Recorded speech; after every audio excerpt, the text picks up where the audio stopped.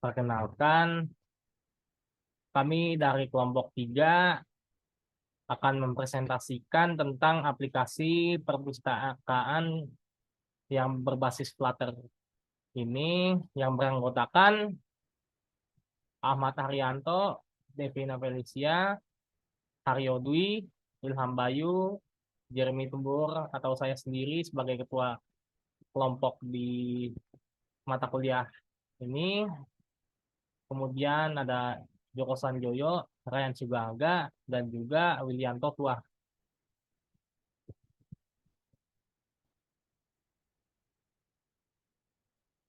Untuk pembahasan yang akan kami bawakan, yang pertama itu adalah latar belakang, yang kedua itu tujuan, yang ketiga itu adalah manfaat, yang keempat itu use case diagram dan juga flowchart, yang kelima database, yang keenam tampilan aplikasi, dan yang ketujuh adalah pengujian aplikasi dengan white box.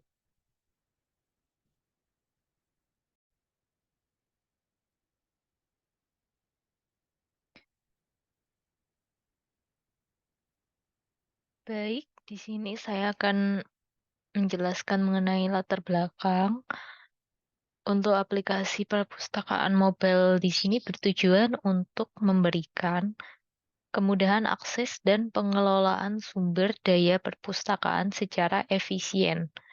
Dengan menggunakan teknologi Flutter, aplikasi ini akan diimplementasikan secara cross-platform, yang mana memungkinkan pengguna untuk mengakses perpustakaan ini melalui perangkat seluler Android dan iOS, jadi bisa diakses melalui handphone. Bentuk tujuannya di sini yang pertama ada membangun aplikasi perpustakaan mobile yang responsif dan mudah digunakan, yaitu untuk kemudahan pengguna. Yang kedua di sini ada memberikan fungsionalitas pencarian dan peminjaman buku secara online. Jadi memberikan kenyamanan untuk user. Yang ketiga ada mengintegrasikan fitur notifikasi untuk pengingat tanggal pengembalian buku.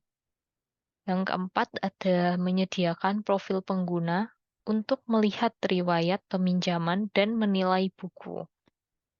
Lalu yang kelima ada meningkatkan aksesibilitas dan efisiensi pengelolaan koleksi perpustakaan.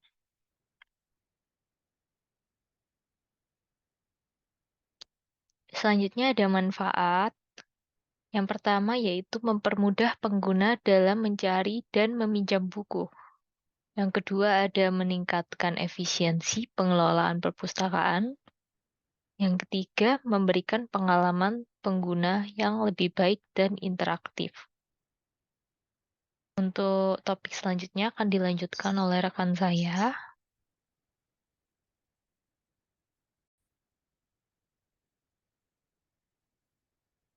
Untuk selanjutnya adalah gambar dari use case diagram.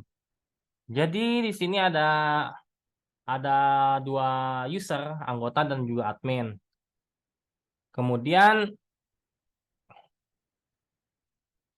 dari keduanya di sini ada anggota ini dapat register ataupun mendaftarkan akun sendiri.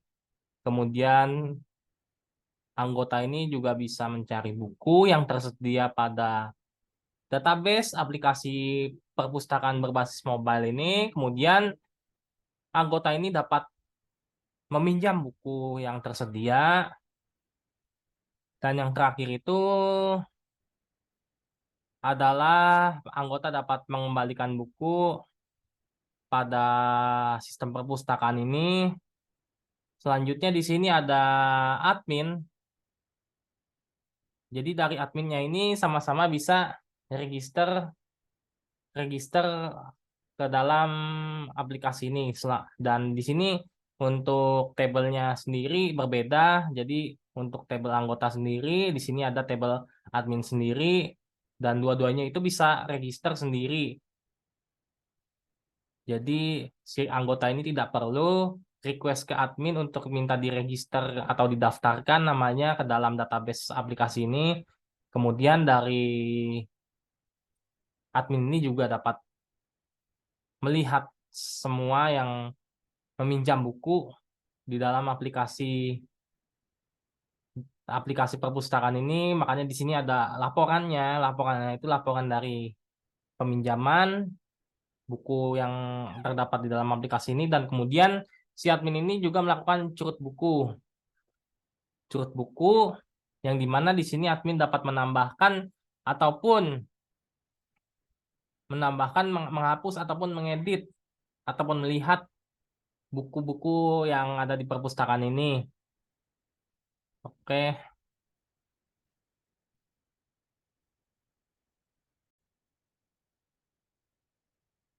Baik, terima kasih. Ya, untuk ini saya akan menjelaskan tentang flowchart ya. Flowchart yang akan saya jelaskan ini adalah flowchart dari admin. Admin dimulai dari melakukan login. Ya, dia akan melakukan login, memasukkan username dan password. Ketika password sesuai, dia akan masuk ke halaman utama admin. Bila dia tidak sesuai username dan passwordnya, dia akan masuk kembali ke login. Nah, ketika tadi dia mendapatkan sesuai kredensialnya, dia masuk di halaman utama admin, dia akan bisa mengakses beberapa menu. Di sini ada menu tambah buku, kemudian juga ada menu detail buku. Dia bisa memilih antara menu tersebut. Bila dia memilih tambah buku, dia akan bisa menambah buku baru. Jadi dia bisa memasukkan gambar, kemudian deskripsi dari buku, judul buku, dan lain sebagainya sebagai atribut dari buku tersebut. Setelah selesai menambah buku, dia akan bisa menyimpan dan kemudian kembali ke halaman utama. Sedangkan fungsi yang lain, dia bisa juga mengedit atau mengubah detail dari buku tersebut. Nah, detail buku tersebut meliputi bisa mengedit buku, kemudian bisa memoderasi komentar yang dimasukkan oleh user, kemudian bisa juga menghapus buku. Mengedit buku itu juga bisa mengedit beberapa atribut yang ada di dalam buku tersebut, deskripsinya, mungkin judulnya, dan juga gambarnya. Ya, selain itu juga bisa memoderasi komentar, selain itu juga bisa menghapus buku. Mungkin ada buku itu sudah tidak tersedia, maka buku tersebut juga bisa dihapus. Setelah selesai melakukan aksi salah satu aksi dari ketiga aksi ini, dia akan kembali ke halaman utama. Dan admin juga bisa melakukan logout. Setelah itu prosesnya selesai. Nah, demikian presentasi tentang flowchart admin. Berikutnya adalah flowchart dari user yang akan dijelaskan oleh Saudara Ahmad.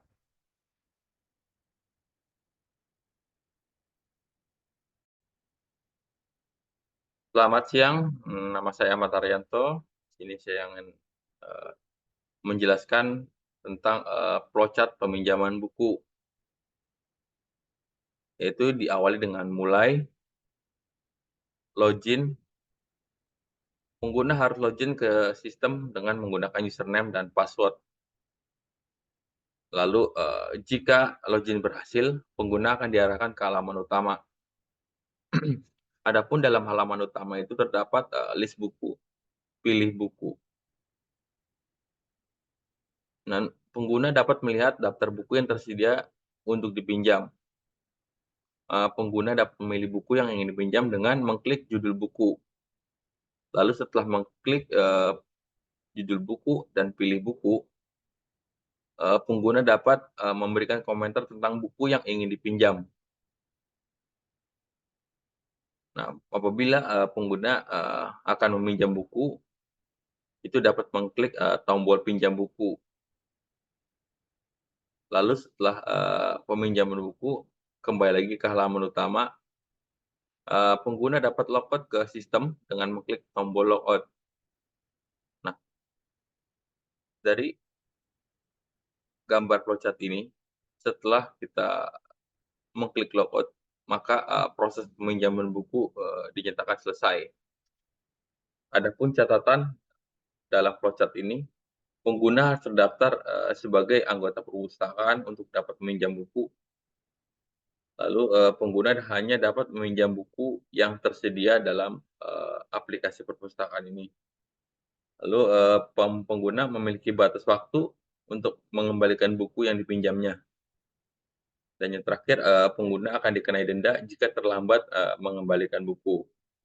Adapun tambahan dalam flowchart ini menunjukkan proses peminjaman buku secara umum untuk user.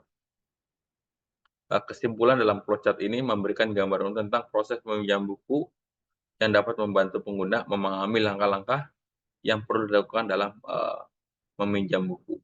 Sekian dan terima kasih dari saya, Ahmad Arianto.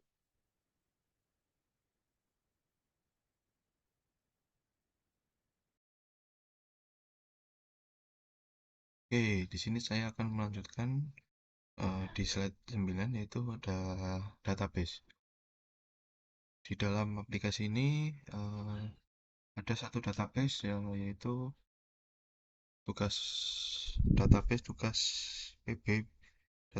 PBPB. Di dalam database ini ada beberapa tabel. Di antaranya tabel admin, user, book comment, booking model, tabel book, dan book rating.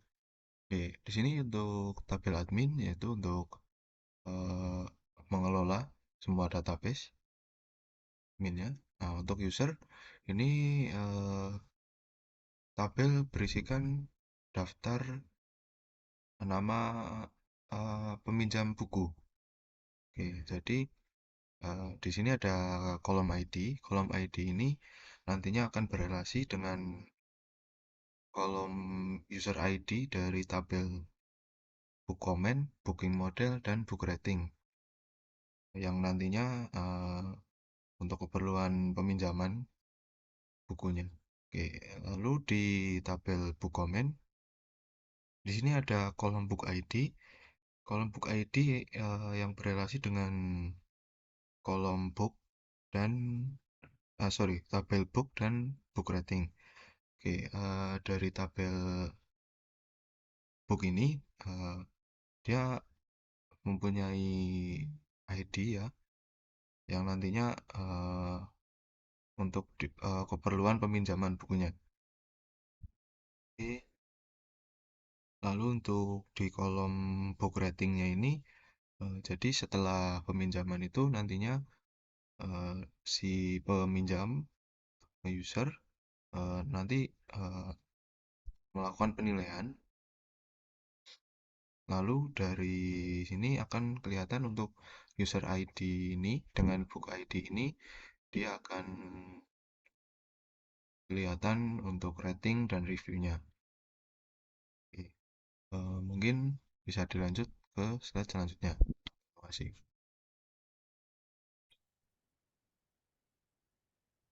Untuk selanjutnya adalah tampilan aplikasi. Di sini ada menu utama, yang dimana di sini terdapat dua button, yang dimana yang satu itu adalah untuk user dan yang satunya lagi adalah untuk admin.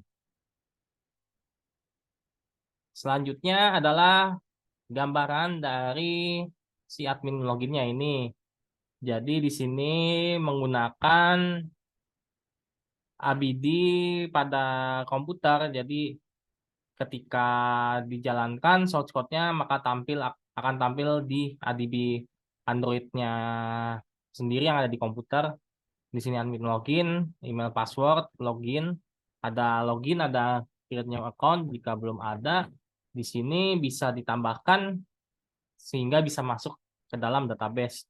Database-nya ini kami menggunakan database SQLite pada aplikasi Android ini. Selanjutnya adalah tampilan sign up. Di sini ketika belum ada, di sini kita buat ada nama, email, password, dan juga ini konfirmasi passwordnya ini harus sama dengan si password yang ada di line ketiga ini ataupun kotak ketiga ini, input text ketiga, kemudian ini admin reveal. Jadi admin reveal-nya ini ada di dalam database, ada di dalam source code-nya itu. Jadi ketika kita ingin mendaftar, di sini ada admin reveal, reveal-nya itu sudah di-set di dalam codingan. Nanti jika sudah semua, di sini tinggal di sign up. Selanjutnya adalah admin homepage. Di sini ada daftar user yang merequest buku. Contohnya ini ada sekian, ada username. Jadi ini dari halaman dari akun member ataupun si peminjam akan masuk ke dalam tampilan ini. Di sini saya hanya menambahkan satu user dan di usernya itu saya coba request untuk menambahkan buku dan meminjam buku dan hasil pinjamannya itu ada di sini di tampilan admin homepage ini.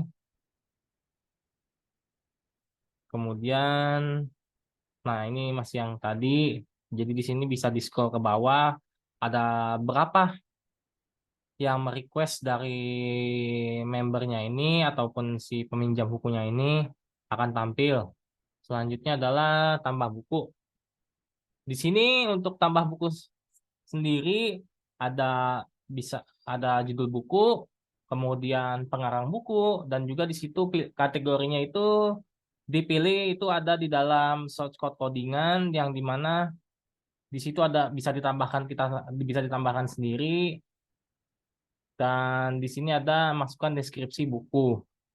Selanjutnya itu dalam aplikasi ini juga bisa menambahkan gambar dari device yang tersedia. Jadi ini adalah gambar untuk bukunya. Untuk selanjutnya, ketika sudah berhasil, ini adalah halaman daftar bukunya. Jadi tadi misalnya ditambahkan nama bukunya pemrograman web, kemudian pengarangnya siapa, kategorinya apa, di sini akan muncul, dan ini juga bisa dihapus, ada tombol tong sampah. Nah, untuk detail bukunya sendiri, di sini detailnya itu seperti yang tadi sudah ditambahkan, dan di sini juga bisa di komentarnya itu juga bisa lewat admin, kita bisa ketik di dalam tulis komentar Anda di sini.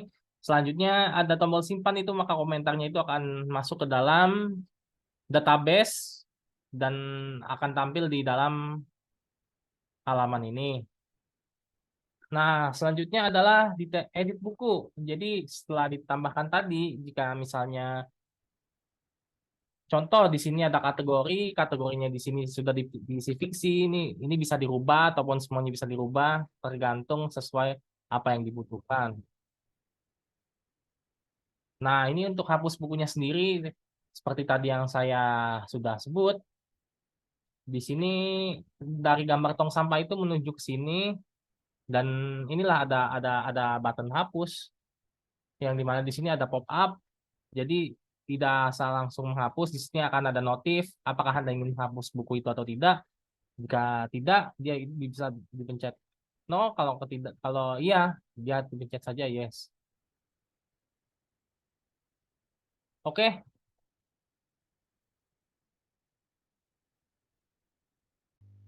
Baik, terima kasih untuk kesempatannya. Di sini kita akan menampilkan tampilan aplikasi user login. Di sini tampilannya terdiri dari user dan password, di mana user itu terdiri dari email dan password itu tentunya yang kita buat. Kemudian kita klik login jika kita sudah mempunyai akun. Jika kita belum mempunyai akun, maka kita klik create new akun. Nah, di sini kita akan ditampilkan tampilan aplikasi di mana user sign up itu adalah pendaftaran untuk user. Di sini kita tulis nama, email kita, nomor HP, kemudian jenis kelamin, alamat, dan referensi buku yang kita sukai. Kemudian kita tulis password dan confirm password, kemudian submit. Masuk ke halaman user itu adalah kita akan ditampilkan atau disuguhi tampilan tentang referensi buku-buku sesuai dengan yang kita pilih. Sini contohnya adalah buku pemrograman web, di mana kita tadi referensi bukunya adalah buku tentang pemrograman. Selanjutnya di sini adalah tampilan dari akun kita. Di sini ada nama, ada simpan buku, ada pinjam buku, dan sync out atau keluar. Selanjutnya, book detail tampilan aplikasi ini untuk user adalah jika kita sudah memilih salah satu buku seperti yang kita tadi, buku pemrograman web, itu di sini kita bisa memberikan bintang dan kemudian memberikan komen untuk feedback buku tersebut. Kemudian di halaman peminjaman itu akan ditampilkan seperti yang di dalam gambar ini adalah Anda dapat memilih buku pemrograman. Nah, seperti itu contohnya. Kita langsung memilih buku pemrograman web, kemudian kita tulis nama, kita tulis alamat, dan kita tulis nomor buku, dan tentunya tanggal peminjaman serta tanggal pengembalian. Kemudian kita tulis simpan. Kita klik simpan, kemudian akan tampil di daftar peminjaman buku. Jadi di sini tampil buku apa saja yang sudah kita pinjam.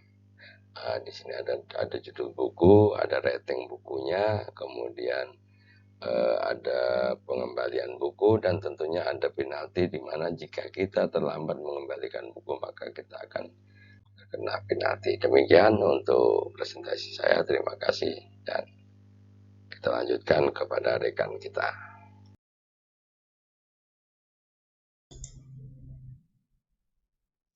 Baik, saya akan melanjutkan presentasi terkait pengujian sistem white box ya, di mana pengujian sistem ini wajib dilakukan dalam hal pengembangan aplikasi untuk memastikan bahwa seluruh fungsional aplikasi itu sesuai dengan user requirement, dan tentunya kualitasnya itu baik. Nah, pengujian sistem ini biasa dilakukan oleh seorang quality assurance ya, atau QA bersama dengan user atau pengguna. Nah, untuk pengujian sistem dengan metode white box ini, kelompok kami itu membuat beberapa skenario. Tentunya terdapat dua skenario utama seperti pada umumnya, yaitu skenario saat fungsional itu berhasil, atau yang kedua saat gagal. Nah, berikut skenario ya, case yang kita buat untuk menguji aplikasi ini. Yang pertama adalah terkait pendaftaran akun ya, fungsional pendaftaran akun.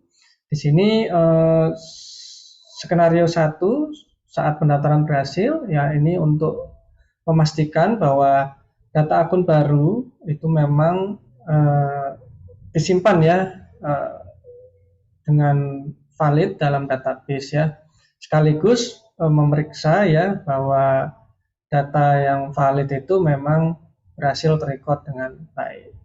Lalu tentunya kita coba juga ya skenario yang kedua, ini terkait redundansi data ya, atau double pendaftaran, yang artinya pendaftaran akan gagal karena saat kita uji ya dengan mencoba mendaftarkan akun dengan informasi yang sama, ya tentunya akan ditolak ya, karena sudah pernah ada pendaftaran yang sama sebelumnya. Lalu berikutnya skenario untuk fungsional login ya, di mana yang pertama ini login berhasil ya. Jadi memang untuk memastikan data yang sudah record dalam hasil dari proses pendaftaran itu memang tersimpan dengan baik ya. Lalu yang kedua ya, kita coba ya untuk memastikan juga ya kalau loginnya itu memang berhasil, tentunya data yang terrecord sebelumnya dalam proses pendaftaran itu juga bisa dikatakan valid.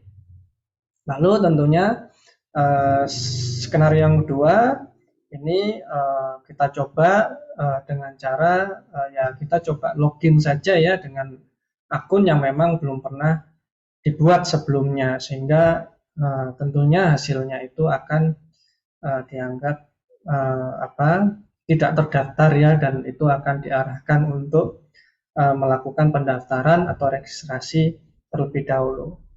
Lalu fungsional yang ketiga ini terkait proses ya input buku oleh user admin. Ini juga sama ya, jadi skenario yang pertama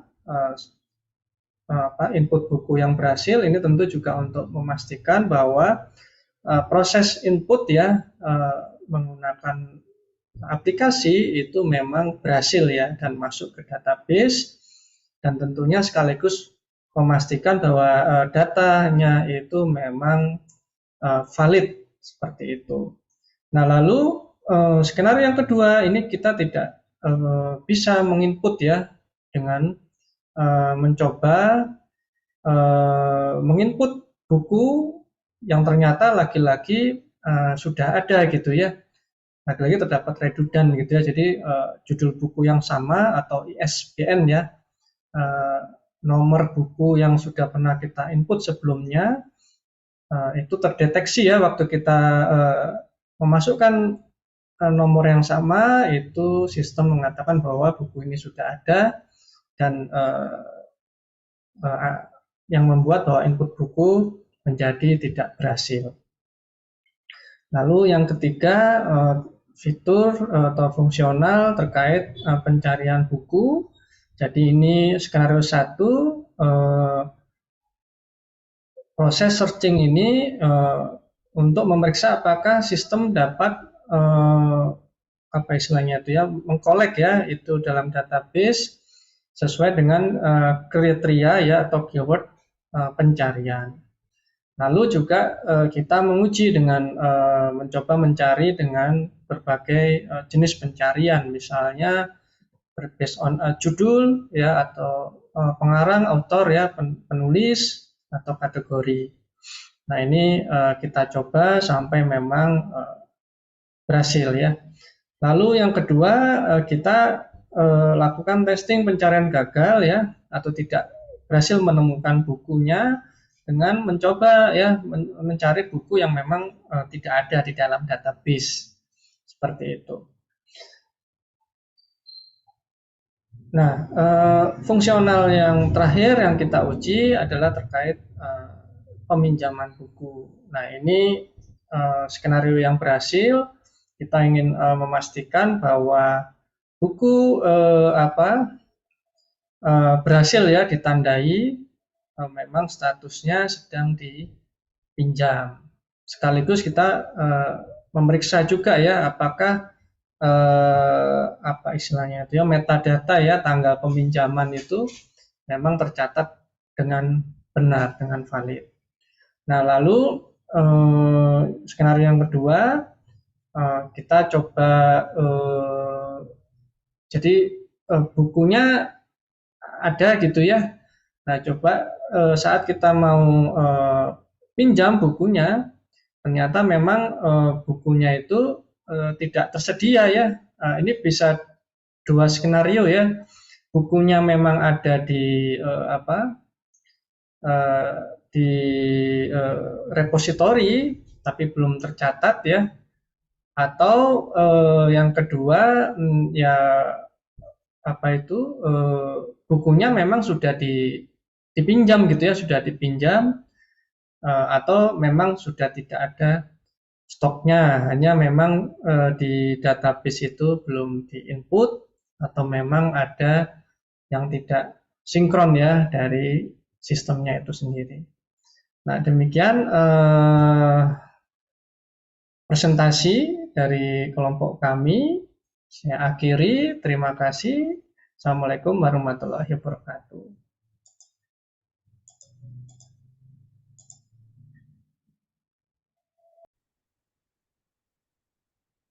Demikianlah presentasi yang kami bawakan pada mata kuliah ini. Kurang lebihnya mohon maaf. Sekian, terima kasih. Dan setelah ini akan ada video demo aplikasi perpustakaan yang telah kami buat.